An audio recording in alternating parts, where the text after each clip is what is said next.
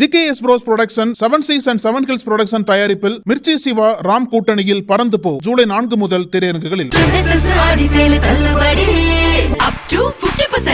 Silks and Aha Oho Adi Sale. Summer holidays வந்தாச்சு, நம்ம GT Holidays வந்தாச்சு. GT Holidays, South India's #1 travel brand. நான் தான் முதல்வர், என் தலைமையில தான் கூட்டணி அப்படின்னு நேற்று தாவேகா தலைவர் விஜய் அறிவித்த நிலையில இன்னைக்கு அதையே எடப்பாடி பழனிசாமியும் சொல்லியிருக்காரு. நான் தான் முதல்வர் வேட்பாளர் அப்படின்னு இருக்காரு. விஜய் சொல்றதுக்கு ஒரு காரணம் இருக்கு, அதை எடப்பாடி சொல்லலாமா, அதனுடைய பின்னணி என்ன அப்படிங்கிறது குறித்து பார்ப்போம். அதே மாதிரி பாஜகவை பொறுத்த வரைக்கும் நயினார் நாகேந்திரன் முன்னாள் மாநில தலைவரை ஒரு பிரஸ் மீட்ல வச்சு கோத்து விட்டாரு. அது என்ன, அதனுடைய பின்னணி என்ன அப்படிங்கிறது குறித்து விரிவா பார்ப்போம். அது மட்டும் இல்லாம இப்போதைக்கு 4 முனை போட்டியா தமிழக தேர்தல் களம் மாறி இருக்கு.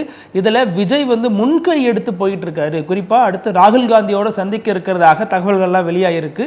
இதெல்லாம் என்ன, அதனுடைய பின்னணி என்ன அப்படிங்கிறது குறித்து விரிவா பார்த்துருவோம். Welcome to sensation.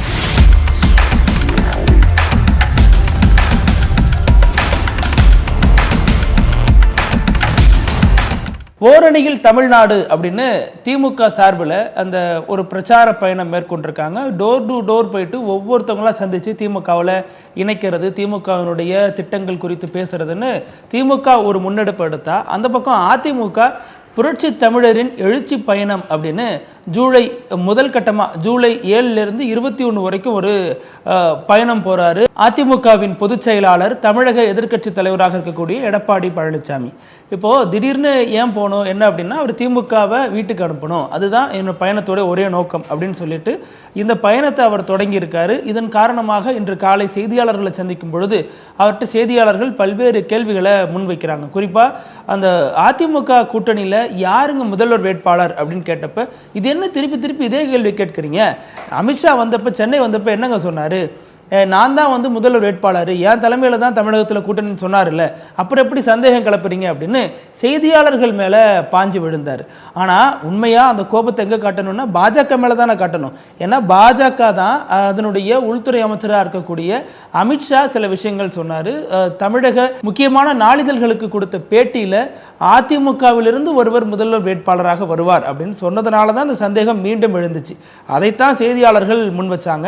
அது மட்டும் இல்லாமல் நான் தான் முதல்வர் வேட்பாளர் அப்படின்னு எடப்பாடி சொல்றதுக்கு பின்னணியில் இன்னொரு முக்கியமான காரணம் இருக்குன்னு சொல்லப்படுது. என்ன அப்படின்னா அதே வேலுமணி தான், என்னதான் அப்படிலாம் இல்லை நாங்கள் நெருக்கமாக இருக்கோம்னு சொன்னாலும் வேலுமணியினுடைய நடவடிக்கைகள் எடப்பாடியை அச்சம் கொள்ள வைப்பதாக இருக்குது அப்படின்னு தான் அந்த தரப்புல தகவல்கள் சொல்லப்படுது. என்ன அப்படின்னா எப்போதுமே அதிமுக அல்லது திமுக இவங்க பாஜகவோட கூட்டணி வைக்கிறது அப்படிங்கிறது வேற, தேர்தல் அரசியல்ல அதெல்லாம் சாத்தியம். இப்போ திமுக வச்சப்ப சில விஷயங்கள் சொன்னாங்க, நாங்கள் இதில் சில செயல் திட்டங்கள்லாம் வச்சுருக்கோம், அதையெல்லாம் மீறக்கூடாது அப்படின்னு நாங்கள் பாஜக சில கோரிக்கைகள், அதாவது காமன் மினிமம் ப்ரோக்ராம் சொல்லக்கூடிய அதை நாங்கள் ஃபிக்ஸ் பண்ணி வச்சுருந்தோம், அதனால தான் நாங்கள் பாஜகவோட கூட்டணி போனோம்னு இன்னைய வரைக்கும் திமுக அந்த கூட்டணியை நியாயப்படுத்தும் துணையில் சில விஷயங்கள் பேசிட்டு வருவாங்க.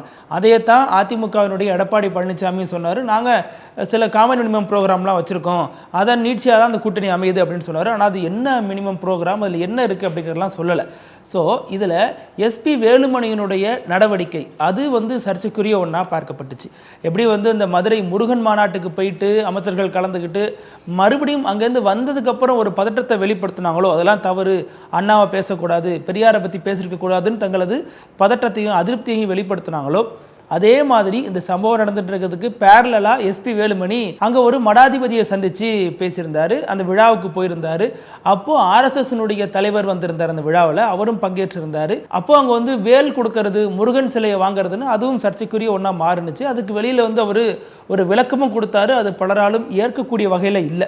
அவர் என்ன சொல்லியிருந்தாருன்னா, அது மாதிரி இல்லை, நான் போனது பேரூர் ஆதீன மட விழாவுக்கு தான் நான் போனேன், ஆனால் அங்கே RSS தலைவர் வந்திருந்தார், அதுக்கு எனக்கு சம்மந்தம் இல்லை அப்படின்னு அதை அப்படியே பட்டும் படாமல் பேச பார்த்தாரு. ஆனால் அந்த நிகழ்ச்சி ஏற்பாடு பண்ணது இவரது சகோதரர்னு சொல்லப்பட்டுச்சு. அது மட்டும் இல்லாமல் பிரதமர் மோடியினுடைய ஆட்சியின் முக்கியமான விஷயங்களை மக்கள்கிட்ட எடுத்துக்கொள்றதுக்காக செங்கோல் குழு அப்படின்னு ஒரு குழுவெல்லாம் அமைச்சாங்க. அந்த குழுவிலையும் எஸ்பி வேலுமணியோட சகோதரர் இருந்தார்.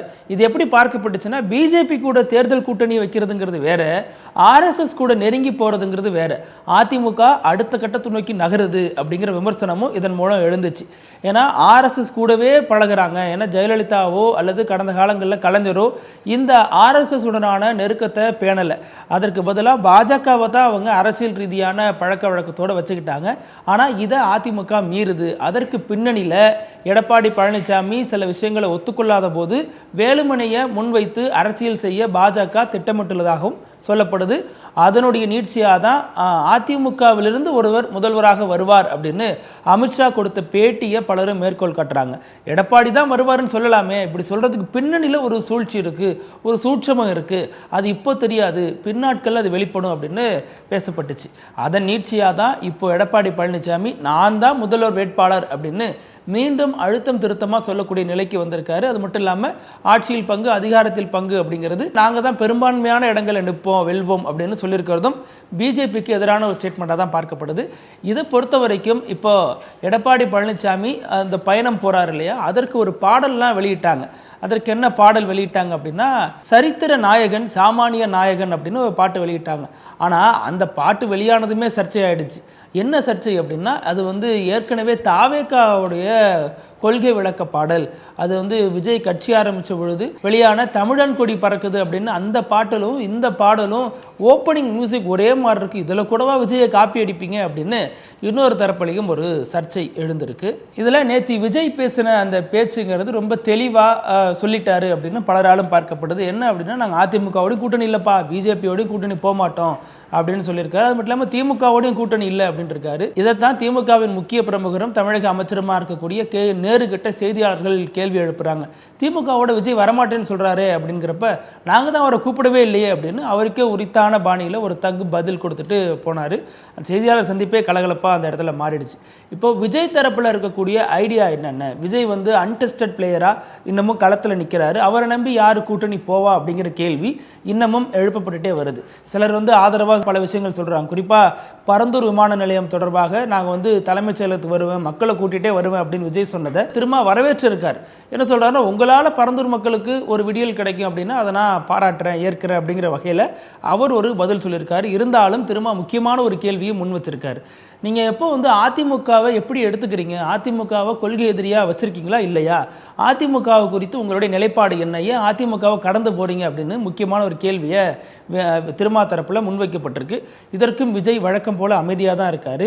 திமுகவும் கடுமையாக விமர்சிக்குது. அமைச்சர் சேகர்பாபு சொல்றப்ப எல்லாம் ரூம்குள்ளே இருந்துகிட்டே அரசியல் பேசுகிற விஜய் மாதிரியான ஆட்கள்லாம் எங்கள் முதல்வர் லெஃப்ட் ஹேண்டில் டீல் பண்ணிட்டு போவார் அப்படின்னு சேகர்பாபுவும் பதிலடி கொடுத்துருக்காரு. இப்படி அரசியல் களம் தேர்தல் நெருங்க பரபரப்பாகிட்டே போயிட்டு இருக்கு. இதில் விஜயனுடைய அடுத்த கட்ட சந்திப்பா அது ராகுல் காந்தியை சந்திக்க போறாரு அப்படின்னு சொல்லப்படுது. ஏன் ராகுல் காந்தி அப்படின்னா, இப்ப பாமக பிளவுபட்ட நிலையில இருக்கு. பாமகவால ஒரு கூட்டணியில சேர்றதுக்கு வேற வலிமை இல்லாத நிலையில இருக்கு. ஏன்னா அவங்க ரெண்டு பேரும் தந்தை மகன் இரு அணியா இருக்கிறதுனால அந்த கட்சிக்குள்ள குழப்பம் இருக்கு. இதை வச்சு இன்னொரு அணியில சேர முடியாது, சேர்ந்தாலும் வேற வலிமை கிடையாது, அவங்களுக்கு இத்தனை சீட்டு கொடுங்கன்னு ஸ்ட்ராங்கா கேட்க முடியாது.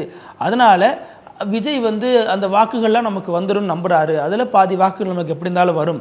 ஏன்னா அந்த கட்சி நிர்வாகிகள் பாதி பேர் அங்கே போய் சேர்றதை வச்சு அவர் நம்புறதா சொல்லப்படுது. அதே மாதிரி தலித் வாக்குகளும் நமக்கு கிடைக்கும் இயல்பா, அதே மாதிரி கிறிஸ்துவ வாக்குகள் நமக்கு இயல்பா கிடைச்சிடும் அப்படின்னு விஜய் நம்புறதாக தகவல் சொல்லப்படுது. அப்போ யார் வாக்கு கிடைக்காது அப்படின்னா, திமுகவினுடன் ரொம்ப நெருங்கி இருக்கிற காங்கிரஸை விஜய் குறி வச்சிருக்காரு அப்படின்னு சொல்லப்படுது. சமீபத்தில் தான் கம்யூனிஸ்ட் தலைவர் சண்முகம் ஒரு ஆங்கில ஊடகத்துக்கு கொடுத்த பேட்டியில் விஜய் அதிமுகவோட சேர்ந்தால் எங்களுக்கு அது ரொம்ப கஷ்டமான தேர்தலாக மாறிடுன்னு சொன்ன நிலையில் அதிமுகவோட கூட்டணி இல்லைன்னு சொன்ன விஜய் தான் இந்த ஒரு எதிர்பார்ப்பில் இருக்கிறதாக சொல்லப்படுது. அதனுடைய நீட்சியாக ராகுல் காந்தி அவருக்கு ஒரு நல்ல நண்பராக இருக்கிறாரு. அதனால விரைவில் ராகுல் காந்தியை விஜய் சந்திக்க போறாரு அப்படின்னு சொல்லப்படுது. ராகுல் காந்தியை விஜய் சந்தித்து பேசினாலே அது திமுகவுக்கு ஒரு நெருக்கடியாக மாறும் அப்படின்னு சொல்லப்படுது. ஒருவேளை ராகுல் காந்தியை சந்திச்சு அவர் தேர்தல் ரீதியான பேச்சுகள்லாம் பேசினார்னா அது இன்னும் மேலும் பல தலைவலிகளை திமுக கொடுக்கக்கூடும். ஆனால் அது அவ்வளவு சாத்தியம் இல்லைங்க களத்தில் அப்படின்னு சொல்லப்படுது. ஏன்னா 2029 வரக்கூடிய நாடாளுமன்ற தேர்தலில் தான் காங்கிரஸ்க்கு திமுகவினுடைய தேவை அப்படி இருந்தாலும் திமுக தான் அகில இந்திய அளவில் காங்கிரஸ்க்கு ஒரு நம்பிக்கையான கூட்டணியாக இன்னமும் செயல்பட்டு வருது. அதை இழக்கிறதுக்கு காங்கிரஸ் விரும்பாது. அது மட்டும் இல்லாமல் இவங்க ப்ரூவன் ஓட் பேங்க் வச்சுருக்காங்க, இத்தனை எம்பிக்கள் வச்சுருக்காங்க, 39 எம்பிக்கள் கூட்டணி சார்பாக தேர்ந்தெடுத்து வச்சுருக்காங்க. இவங்களை விட்டுட்டு நம்ம அன்டெஸ்டட் பிளேயராக இருக்கக்கூடிய விஜய் பின்னாடி ஏன் போகணும் அப்படிங்கிற நிலைப்பாட்டிலையும் காங்கிரஸ்க்கு இருக்கிறதா சொல்லப்படுது. அதே நேரம் காங்கிரஸ் மாநில தலைவர் செல்வ பெருந்தகை பிஜேபி கூட்டணிக்கு விஜய் போகமாட்டாருன்னு சொல்கிறத வரவேற்றும் இருக்கிறாரு. எல்லாத்தையும் கூட்டி கழித்து விவாதங்கள் நடந்துகிட்டு வருது. அதே மாதிரி ஜூலை 7 எடப்பாடி எடப்பாடி பழனிசாமி தொடங்கக்கூடிய இந்த பயணம் அந்த நாளில் தான் அமித்ஷாவும் தமிழகம் வரப்போறாரு. ஸோ இதுவும் அதுவும் கோயின்சைட் ஆகுமா? அமித்ஷா மேடையில் எடப்பாடி தோன்றுவாரா அல்லது எடப்பாடி பயணத்தை அமித்ஷா தொடங்கி வைப்பாரா? அது மட்டும் இல்லாமல் அன்னைக்கு அன்புமணி அமித்ஷா கூட மேடை ஏறுவாரான்னு பல கேள்விகள் ஜூலை 7 சுற்றி எழுந்திருக்கு. இந்த நேரத்தில் இன்னொரு முக்கியமான விஷயமும் பகிரப்பட்டு வருது. அதாவது நயினார் நாகேந்திரன் அவர் கொடுத்த ஒரு செய்தியாளர் சந்திப்பில் இவர் முன்னாள் மாநில தலைவரை கோர்த்து விட்டார்ப்பா அப்படின்னு விமர்சனமும் சமூக வலைத்தளங்களில் எழுந்திருக்கு. அது என்ன அப்படின்னா, நயினார் நாகேந்திரன் வந்து செய்தியாளர் சந்திக்கிறாரு. அப்போது சமீபத்தில் அந்த லாக்அப் டெத் மரணம் அந்த இளைஞரை சுற்றிய கேள்விகள் கேட்கப்படுது. அதில் நிக்கிதா தொடர்பான கேள்விகளும் கேட்கப்படுது.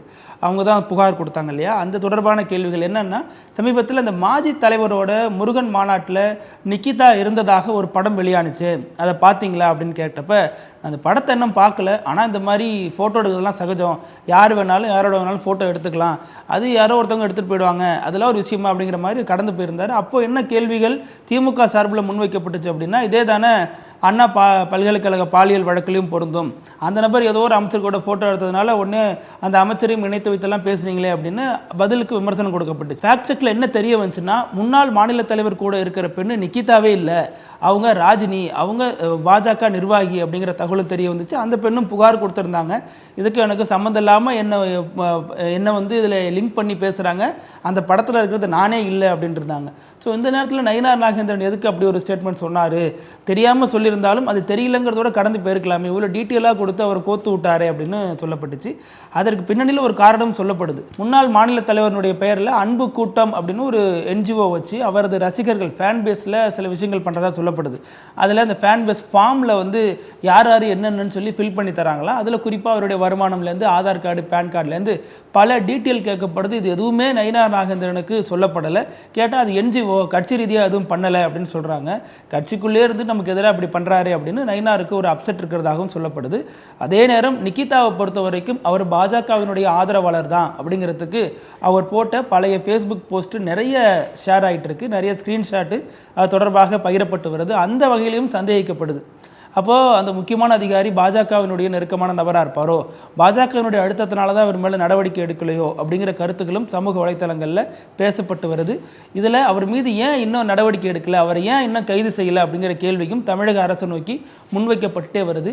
இதில் முக்கிய கேள்வியாக அந்த 50 லட்சம் ரூபாய் பாதிக்கப்பட்ட அந்த இறந்து போன இளைஞரின் சகோதரருக்கு குடும்பத்துக்கு தரப்பட்டதாக பல விஷயங்கள் பேசப்பட்டு வந்துச்சு. நீதிமன்றத்திலையும் அதிமுக அந்த வாதத்தை முன் வச்சிச்சு.